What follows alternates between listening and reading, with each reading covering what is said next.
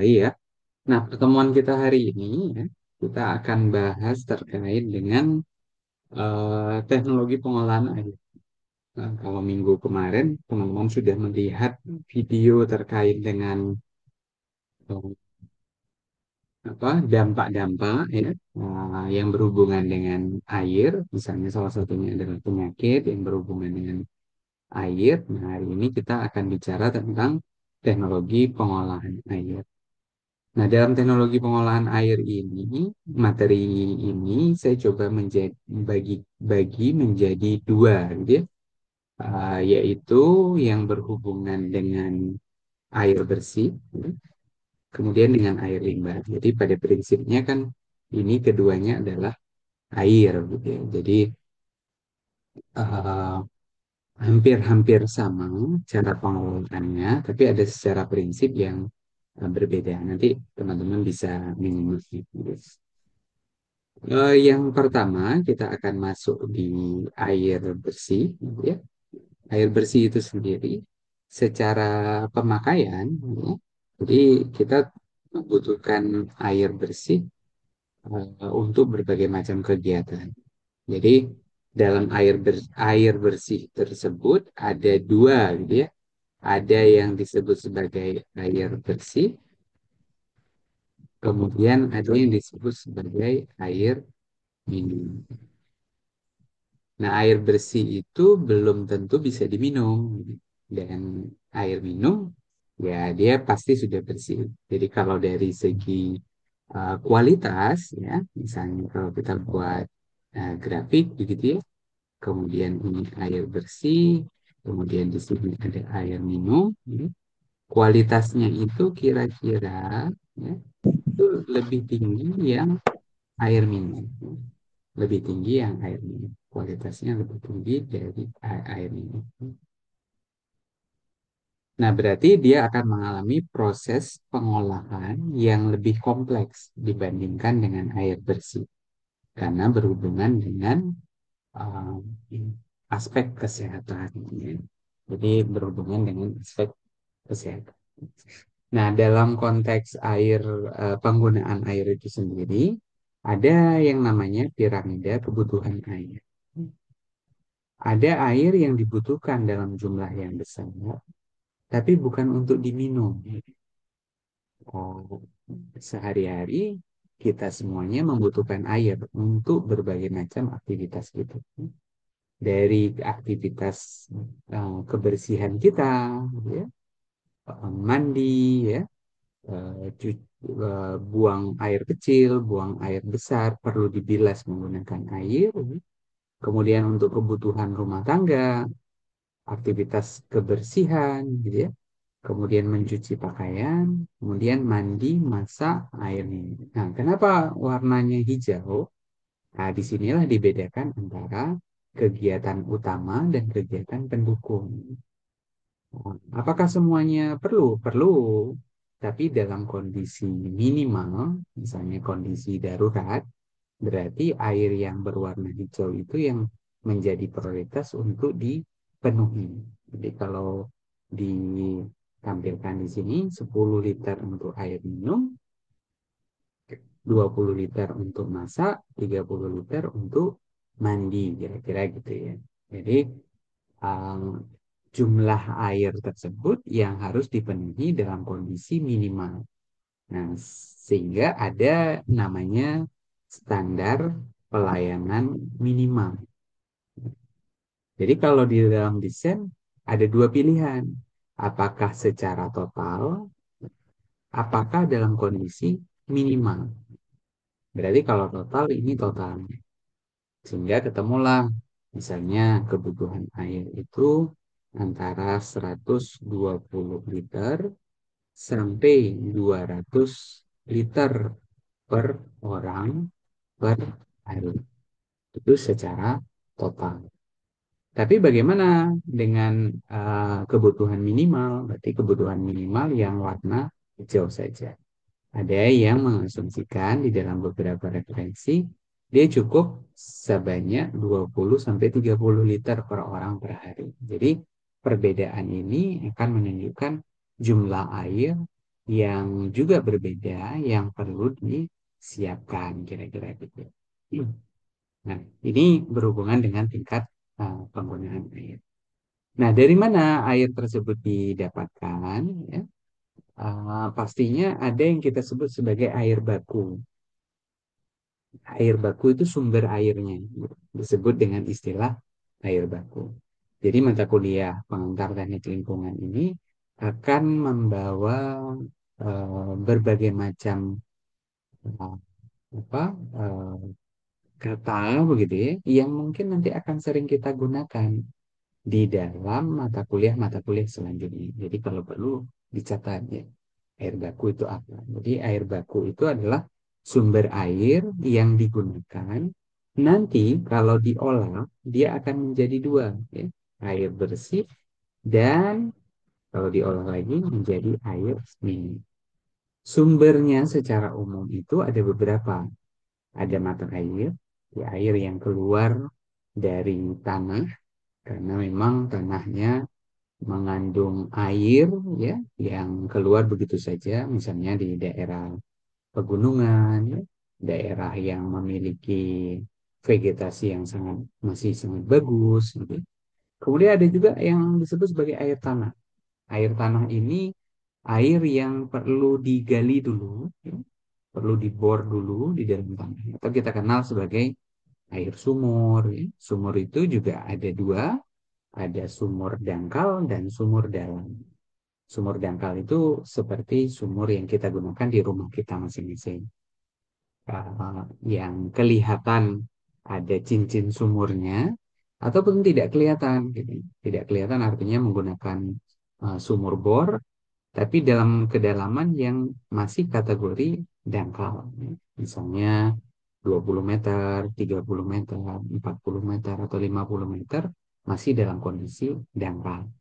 Mana yang disebut sebagai air tanah dalam? Nah, air tanah dalam yang melebihi jaraknya sampai 100-150 meter di bawah tanah. Bagaimana menggalinya? Ya, menggunakan mesin bor yang khusus. Kemudian air baku yang berikutnya dapat juga menggunakan air hujan. Nah, karena kita negara tropis, yang mengalami musim hujan yang panjang karena hanya dua musim. Kalau tidak hujan, yaitu kemarau. Nah, seperti saat ini sekarang sedang mengalami musim hujan. Kemudian juga ada air permukaan. Air permukaan ini air yang berada di permukaan ya, kebalikan dengan air yang ada di dalam tanah. Air permukaan itu sering kita sebut dengan nama sungai, danau, gitu. Jadi itu kumpulan air yang memang tersedia di atas permukaan. Nah, air-air baku ini perlu diambil. Disebutlah unit pengambilan air baku. Misal contoh nomor satu tadi ya, ada mata air. Mata airnya itu kira-kira di sini nih posisinya. Ya. Nah, ini mata air yang keluar. Banyak sekali mata air misalnya di sekitar pegunungan apa, Merapi begitu ya. Atau di daerah Klaten sana gitu ya. Sehingga banyak umbul-umbul ya. Jadi kolam-kolam renang yang dipakai oleh masyarakat karena bersumber dari mata air ini. Nah, mata air ini perlu dibendung menggunakan teknologi sederhana. Terus kemudian ada satu perpipaan yang dikumpulkan di dalam satu tempat. Ya. Tempat ini yang disedot kemudian ke unit untuk diolah. Nah, itu menjadi bangunan penangkap mata air. Atau dalam istilah air minum disebut sebagai intake. Intake air minum. Ya. Uh, Air baku tergantung intake-nya dari air baku apa saja. Ya. Yang nomor satu mata air, nomor dua air tanah. Berarti dia ada sumur yang dikonstruksikan, kemudian ada pompa ya untuk memompa air tanah yang dihasilkan di pompa tersebut. Yang tentunya sudah diketahui debitnya itu berapa. Berapa meter kubik per detik misalnya ya atau satuannya berapa liter per detik. Kemudian bagaimana dengan air hujan? Ya, oke, air hujan juga punya intake. Ya, biasanya menggunakan dari atap. Ya. Jadi atap rumah digunakan sebagai penampung air yang jatuh ke permukaan bumi sebelum dia jatuh ke tanah, kemudian diungkap di atap. Ya. Kemudian atap ini dimodifikasi sedemikian rupa sehingga bisa tertampunglah air di sebuah tandon air ini. Nah, di beberapa wilayah di Indonesia untuk penggunaan air hujan ini sangat tinggi gitu ya, terutama daerah-daerah yang tidak terlalu memiliki air tanah, mata air, dan air permukaan. Misalnya beberapa daerah. Kalau Jogja ini terkenal dengan daerah Gunung Kidul. Nah, ini banyak sekali tempat-tempat atau rumah yang memiliki tandon air ini di depan rumahnya untuk mengisi pada saat musim hujan. Diisi penuh saat musim hujan, kemudian digunakan pada saat musim kemarau. Karena memang tidak ada sumber air yang lain. Nah, ini yang digunakan. Yang keempat, itu adalah air permukaan. Misalnya contoh, ini adalah air sungai, kemudian ada intake-nya menggunakan pompa.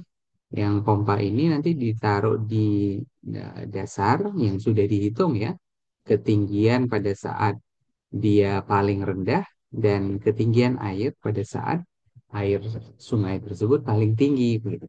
Sehingga jika posisi intake-nya ada di bawah water level ini, dia tetap bisa mengalir walaupun pada saat musim kemarau. Jadi air baku, air yang digunakan sebagai sumber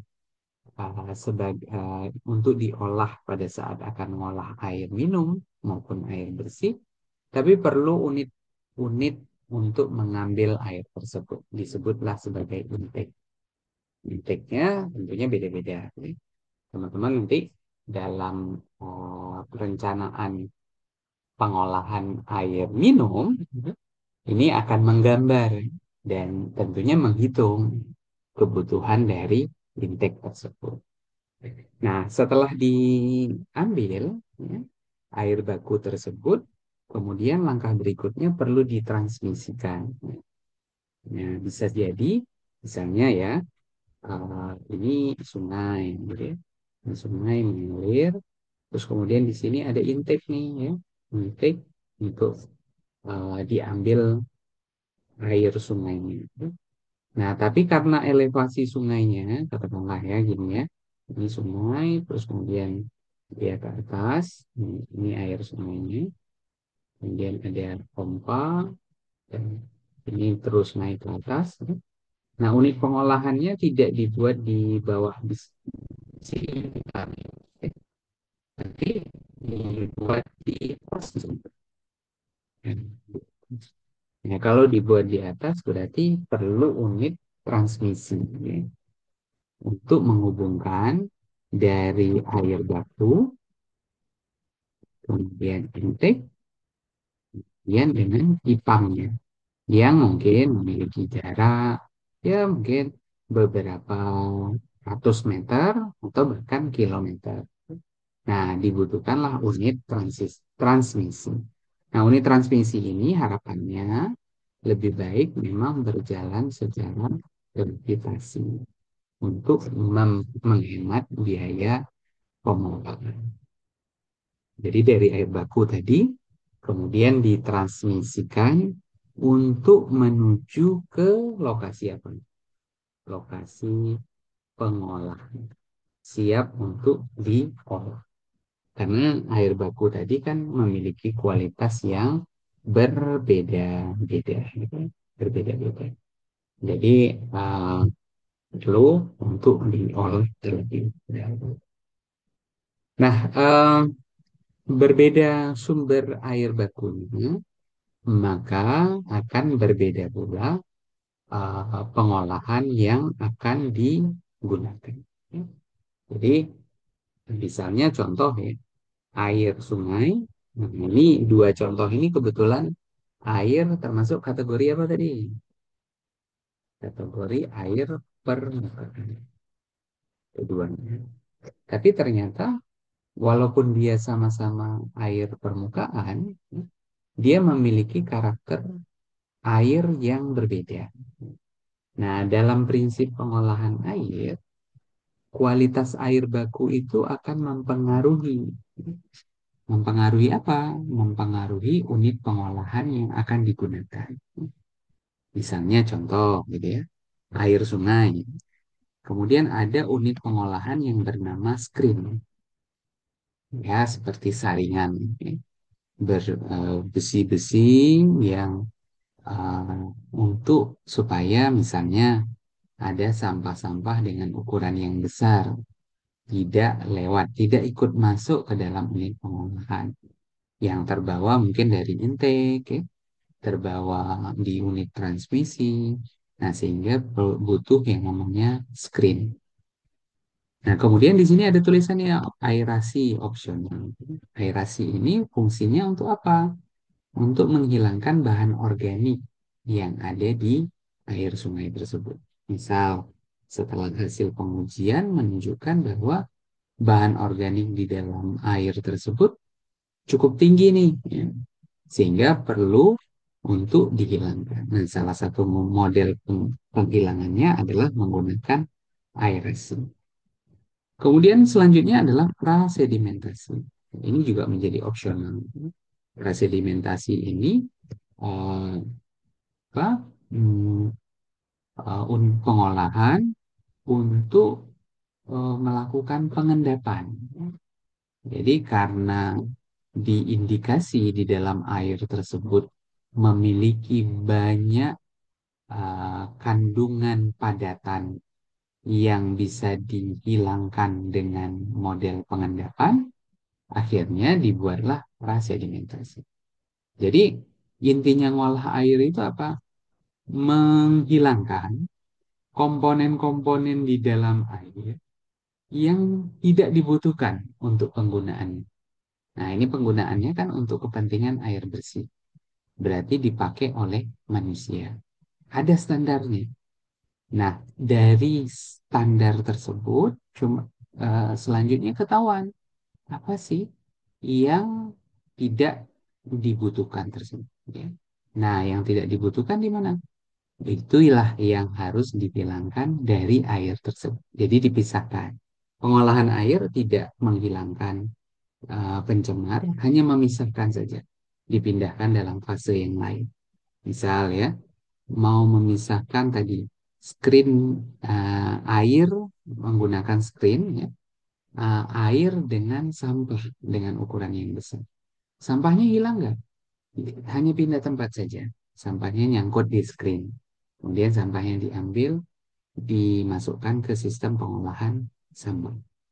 Oh, ada lumpur. Oke. Lumpurnya diendapkan. Ya. Endapkannya di mana? Di dasar tangki bak prasedimentasi. Hilang nggak lumpurnya? Enggak, tetap ada di situ. Tapi dia terpisah dari air. Jadi kita belajar ya pemisahan itu ya dari fase, berbagai macam fase yang ada.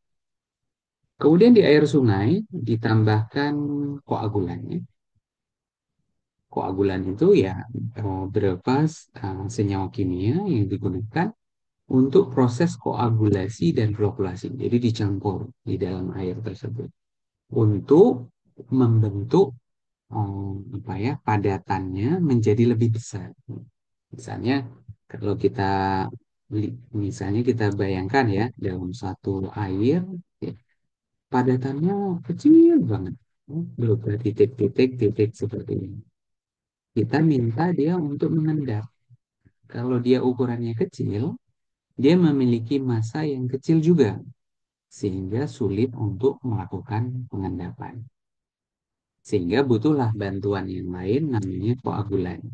Jadi koagulan ini semacam lem gitu ya, untuk mengikat, ya, uh, untuk mengikat partikel-partikel yang ukurannya kecil, ya, ukurannya kecil menjadi partikel dengan ukuran yang besar. Misalnya titik-titik tadi itu menjadi ukuran yang lebih besar. Nah, semakin besar ukurannya, maka dia memiliki berat yang lebih besar. Sehingga dia akan sangat efektif saat dilakukan pengendapan. Oke. Terus kemudian ada unit berikutnya lagi di filter. Nah, ini filter sih sepertinya biasa mendengar. Disaring nih, disaring lagi padatan-padatannya tertinggal di media filter tersebut. Kemudian bisa diturunkan kesadaannya, didesinfeksi biar bakteri tidak ada lagi di dalam air tersebut. Baru kemudian siap untuk dialirkan ke konsumen. Nah, kalau dilihat strukturnya antara air sungai dan air danau, walaupun dia sama-sama air permukaan, dia memiliki karakter yang berbeda. Oh, di sini ada, di sini di sana tidak ada. Misalnya di air sungai, aerasi menjadi opsional. Tapi di dalam danau, aerasi menjadi hal yang wajib. Ya. Karena apa? Pasti air danau tersebut memiliki bahan organik yang lebih tinggi. Karena apa? Karena dia tidak mengalir. Ya. Berbeda dengan air sungai. Nah, ini nanti silakan kalau ada yang mau ditanyakan secara detail, kuliahnya apa? Kuliahnya ada di SPAM, ya. Sistem pengolahan air minum. Itu di semester, kalau saya tidak salah, semester 6. Gitu. Nah, selanjutnya apa? Ada air payau. Ya.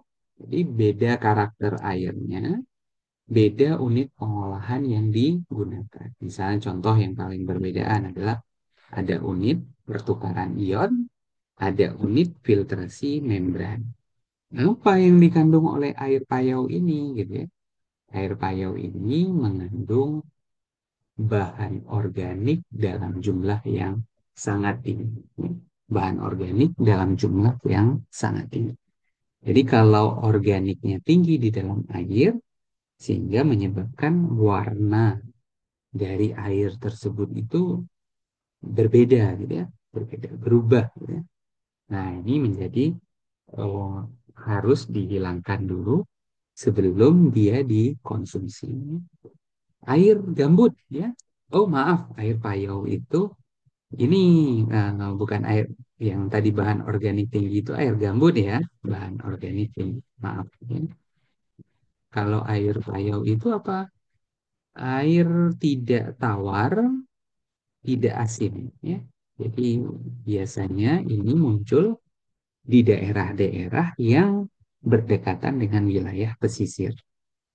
Kenapa dia harus ada pertukaran ion dan membran? Karena yang akan dipisahkan adalah kadar garam di dalam air. Jadi kadar garam yang sangat kecil sekali, ya, perlu dipisahkan supaya tidak mengganggu kesehatan. Nah, begitu juga dengan air gambut. Kemudian juga ada contoh untuk air tanah. Ya.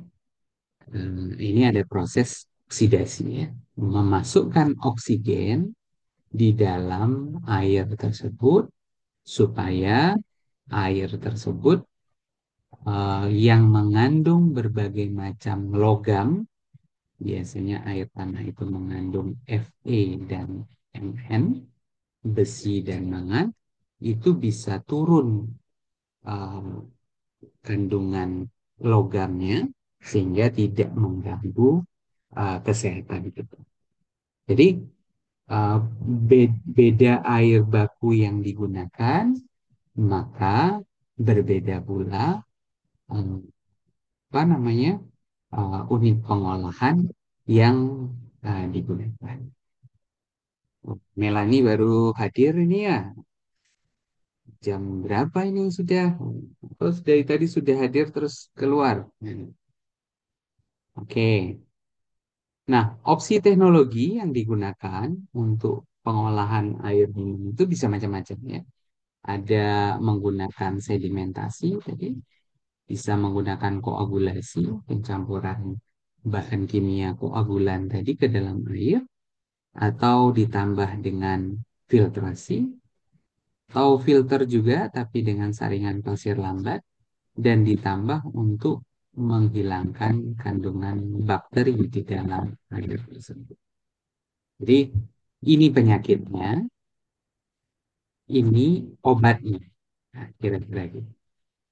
Mana yang bisa? Oh, yang paling banyak plus-plus-plus-plusnya itu yang direkomendasikan bisa menurunkan. Oh, misal bakteri itu sedikit tidak terlalu berpengaruh dengan menggunakan sedimentasi.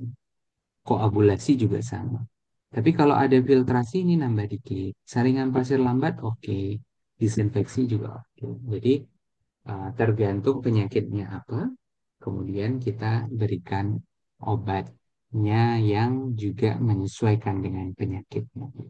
Jadi oksitonologi sangat tergantung dari apa namanya penyakitnya apa kira-kira gitu ya. Nah, bagaimana kriteria memilih gitu ya? Memilihnya. Oh, saya pilihnya sumber air yang mana sih yang paling mudah untuk diolah, paling artinya saat dia mudah diolah, efeknya apa gitu? Efeknya adalah pengolah, biaya pengolahannya menjadi lebih rendah. Jadi pilihan yang pertama adalah kita perlu cek dulu apakah wilayah tersebut punya sumber air bakunya adalah mata air.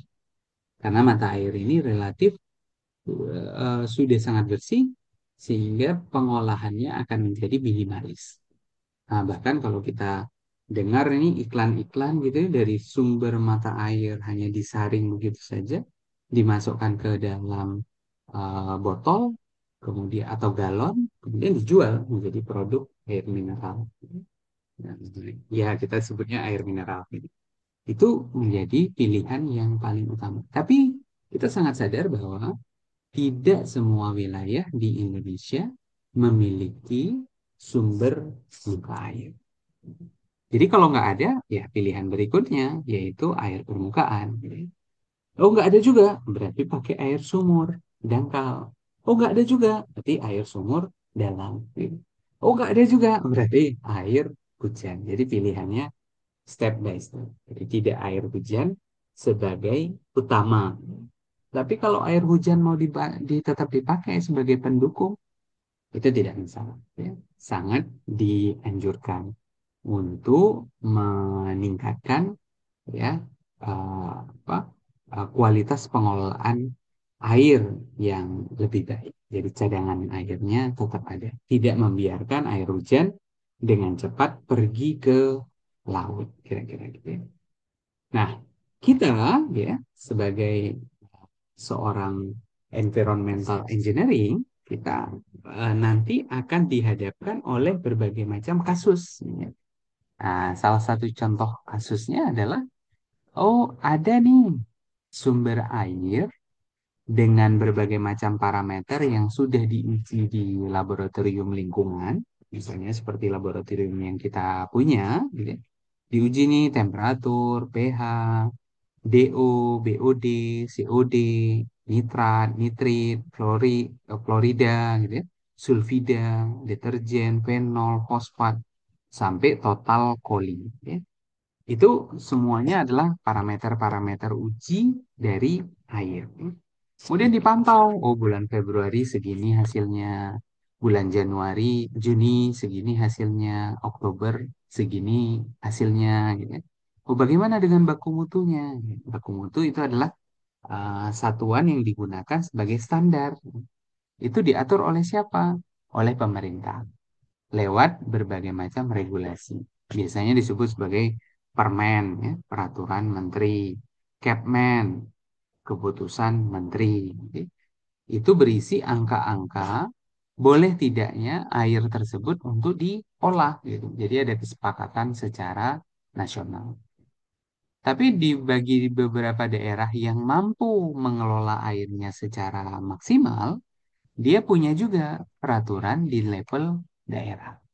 Misalnya punya peraturan gubernur, punya peraturan bupati yang bicara tentang angka-angka baku mutu, seperti yang ditampilkan dalam tabel di kolom paling kanan. Itu sebagai indikasi. Nah, setelah kita mendapatkan angka-angka ini dari laboratorium, kita diminta nih, ayo teman-teman sebagai perencana di bidang lingkungan hidup, terutama pengolahan air, coba dong rencanakan unit pengolahan apa yang cocok gitu. Jadi seperti jurusan kedokteran ya, kita baca hasil laboratorium, oh kolesterolnya tinggi nih Pak, oh asam uratnya tinggi nih, kemudian dikasihlah obat. Nah, dari hasil laboratorium ini, kemudian dikasihlah obat berupa unit pengolahan apa yang paling cocok di dalam pengolahan air tersebut. Oke, eh, sampai di sini jelaskah? Jelas, Pak. Jelas ya? Oke, alhamdulillah. Diwakili satu orang jelas nggak apa-apa. Mudah-mudahan yang lain Pak, juga. izin bertanya, Pak. Oke, baik. Silakan. Oke. Selanjutnya, setelah diolah, ya, setelah diolah dengan berbagai macam parameter yang ada, tugas berikutnya adalah mendistribusikan. Nah, distribusi. Jadi, setelah ada air baku, kemudian ada transmisi untuk diolah, olah kemudian distribusi. Nah, kita lihat di jalan-jalan kita ada galian PDAM, ya. Itu adalah hasil distribusi dari unit pengolahan air yang kita desain. Siapa yang desain jalur-jalur ini? Kita juga kebetulan. Kita menggunakan software yang nama softwarenya kalau versi yang lama namanya Loop, ya. Tapi yang sekarang kita sering menggunakan namanya EPANET, ya. Jadi kita software yang bisa kita pasang-pasangkan pipa sesuai dengan wilayah, bisa ditempelin ke Google Earth, ya, bisa menghitung panjangnya, diameternya, kecepatan air di dalam pipa tersebut, gitu. Jadi kalau dikasih di sini di unit pengolahan ada disinfeksi, disinfeksi menggunakan kimia, salah satunya pakai klor, ya, klorin. Ini di ujung sini klornya masih ada nggak? Berapa gitu ya? Berapa ppm? Berapa miligram per liter? Itu bisa dihitung dengan software ini. Ya. Eh, nanti kita akan belajar tentang EPANET ini. Atau kalau mau nyoba-nyoba, nyari, ya, download, ini versi gratis ya. EPANET bisa di-download dan bisa dipakai, ya. Kapan akan belajar? Pada saat desain spam tersebut. Nah, ini salah satu contoh dari gambar unit distribusi yang digunakan, ya. Jadi, ini menjadi hal yang penting yang eh, dimiliki oleh teknik lingkungan. Nah, ini kira-kira yang bagian dari air bersih, ya. Kita masih punya kira-kira setengah jam lah ya untuk ngomongin tentang air limbah, ya. Air limbah itu kayak apa? Tapi nanti boleh tanya juga kayak dengan air bersih dan air limbah. Air limbah itu kayak apa? Ya. Air limbah adalah tadi ya sambungan saat sudah didistribusikan masuk ke dalam rumah kita masing-masing, kemudian kita gunakan, ya. Kita gunakan air tersebut untuk berbagai macam keperluan.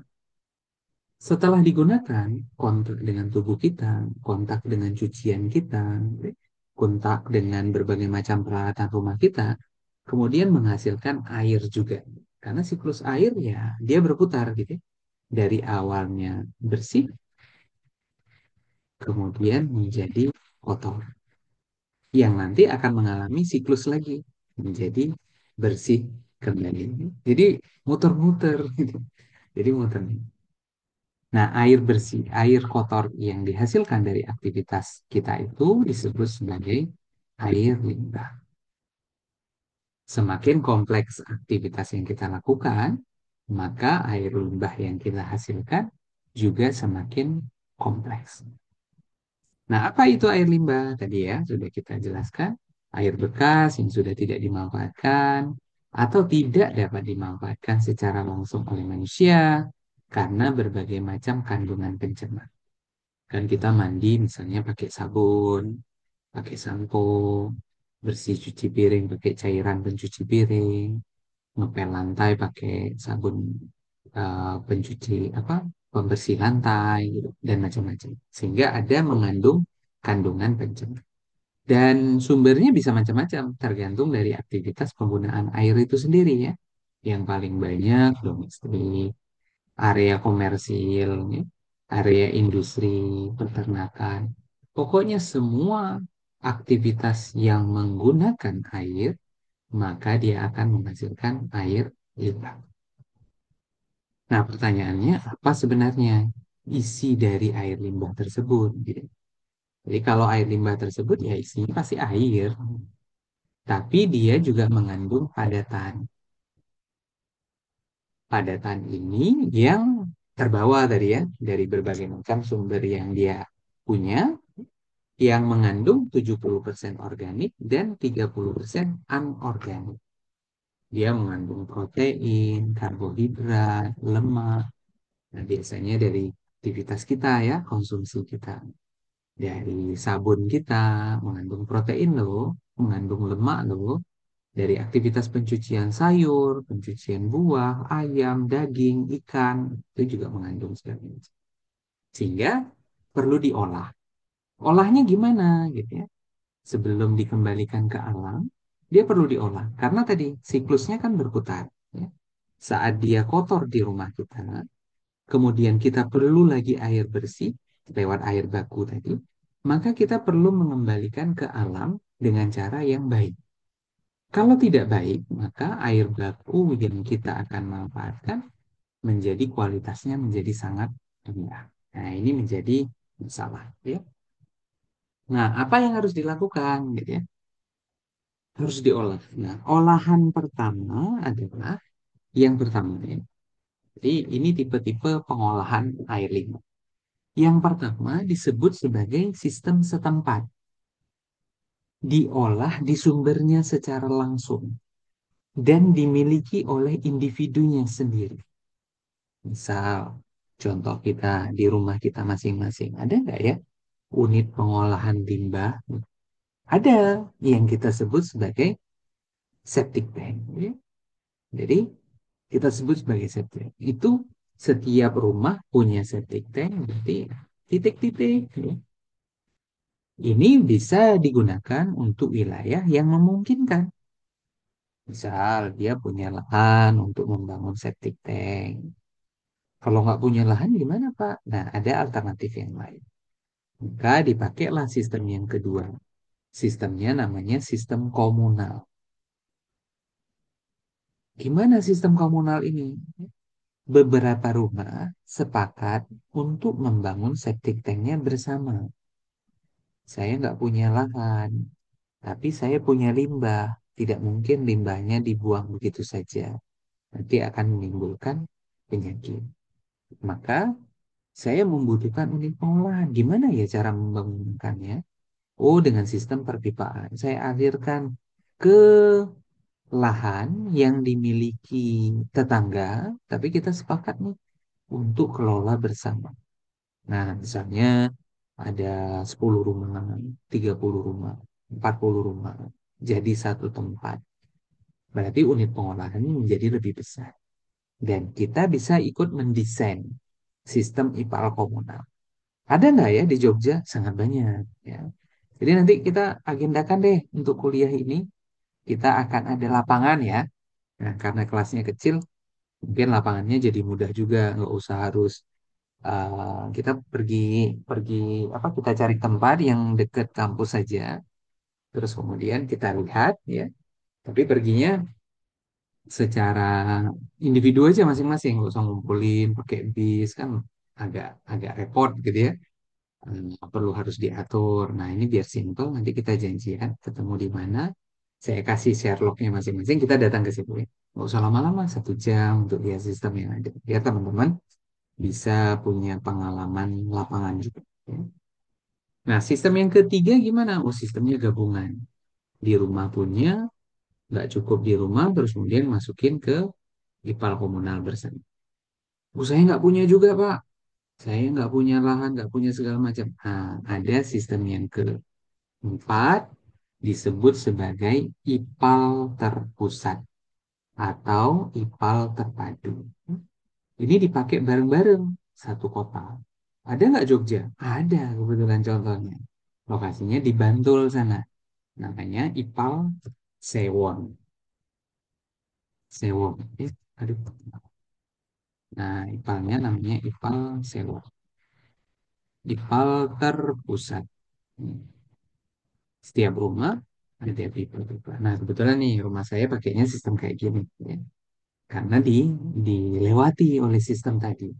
Misalnya kita lihat nih di Jalan Kaliurang yang di bagian tengah-tengahnya, misalnya ke M7 ya, ada Pasar Kolombo, ada PLN, gitu ya.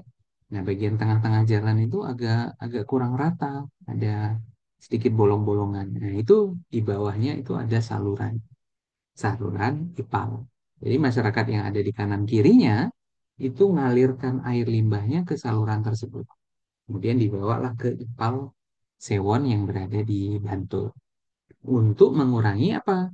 Titik-titik pencemaran yang ada seperti gambar nomor A, titik pencemaran. Daripada titik pencemarannya banyak, lebih baik satu titik saja di IPAL lebih mudah untuk dikelola. Nah, kira-kira gitu. Semangatnya itu. Nah, bagaimana sistem pengolahannya? Nah, untuk pengolahan air limbah, ya, dia akan ada tiga pilihan utama. Pengolahan primer, sekunder, dan tersier. Gampang ya. Nah, atau karakter pengolahannya itu dibagi tiga juga. Ada pengolahan fisik, fisika, ada pengolahan menggunakan bahan kimia, nah, satu lagi untuk air limbah. Kalau fisik dan kimia tadi kita sudah lihat di uh, pengolahan air bersih, fisik itu misalnya tadi ada sedimentasi, kimia tadi ada koagulan, ya, koagulasi. Nah, ini ada satu lagi yaitu pengolahan biologis menggunakan bakteri untuk mengolah air limbah yang kita hasilkan. Nah, ini unit-unitnya, unit-unit pengolahan. Oh, ada yang namanya grid removal, ada yang namanya ekualisasi, ada yang namanya koagulasi, ada yang namanya pengaturan pH, dan seterusnya. Jadi kalau di breakdown nih kira-kira kayak gini.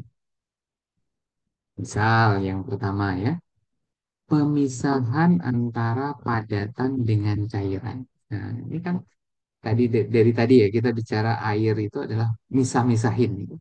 Saat mau dipisahin, ada proses pengendapan, ada proses pengapungan. Oh, pengendapan bisa model ini, penjernihan bisa model pemaketan. Pengapungan, oh dia kalau bak ya, isinya air, tapi air itu mengandung padatan, padatan itu kita ingin pisahkan. Nah, kalau pengendapan, padatannya nanti akan membentuk lumpur. Posisinya di sini. Itu sedimentasi. Tapi kalau pengapungan, dia secara sistem dibuatlah ini airnya. Dibuat apa? Dia bisa mengambang. Oh, berarti padatannya berada di bagian atas. Ini cocok untuk apa? Yang ini kembali ke fisika, gitu ya, yang memiliki massa jenis yang lebih ringan daripada air. Ya. Jadi dipisahkannya, kalau dia lebih ringan daripada air, nggak akan mungkin untuk bisa diendapkan. Maka dia perlu diapungkan. Nah, itu pemisahan solid dan liquid. Nah, kita masih masih lihat nih. Ya. Ini masih pemisahan solid dan liquid, bisa menggunakan filtrasi. Filtrasi biasalah ya. Ada satu lapisan, kemudian dimasukkan kotor, ya, keluar bersih. Ya.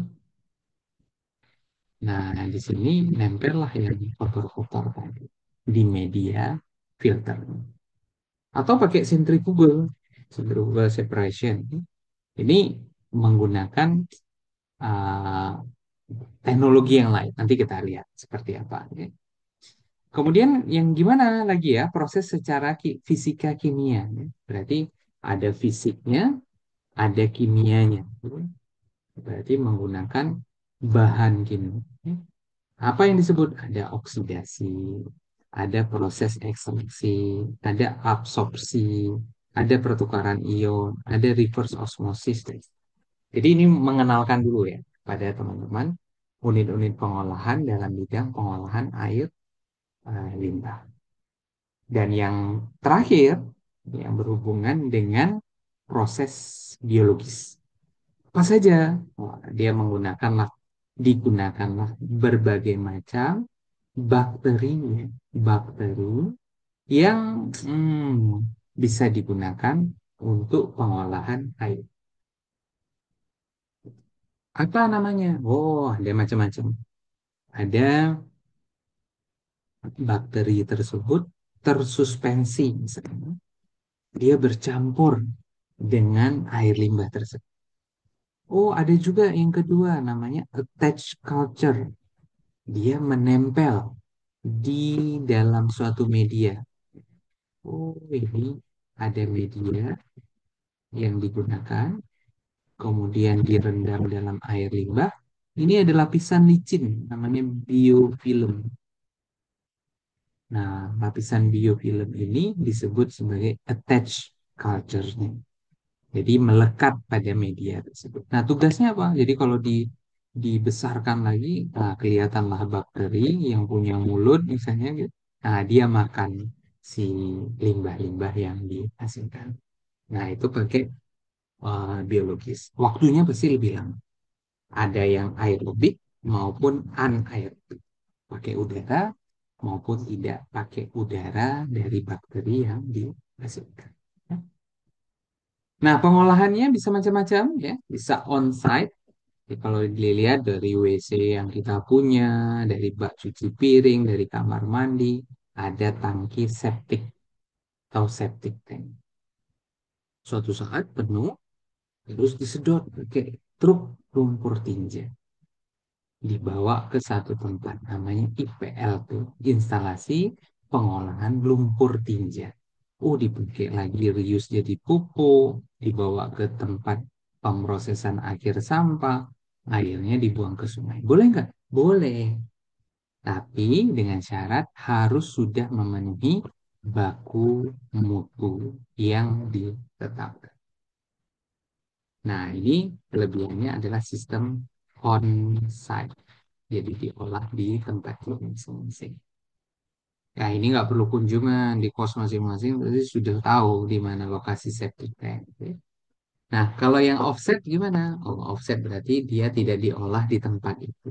Jadi tempat itu menghasilkan limbah seperti tadi, kemudian dia bawa dengan sistem perpipaan, dibawa dengan namanya IPAL, diolah sedemikian rupa. Diolahnya caranya gimana? Nah, kayak gini.